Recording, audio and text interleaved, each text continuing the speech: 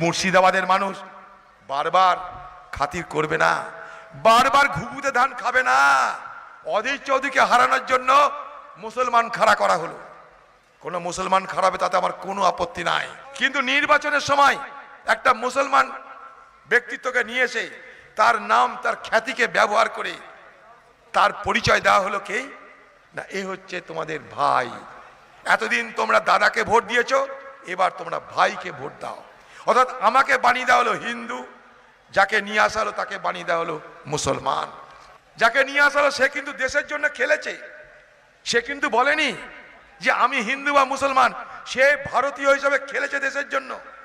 কিন্তু দিদি তাকে নিয়ে এসে মুসলমান সাজিয়ে দিল, ইমামের ছেলে সাজিয়ে দিল, আর প্রচার করে দিল বারবার তোমরা দাদাকে ভোট দিয়েছো, এবার ভাইকে ভোট দাও।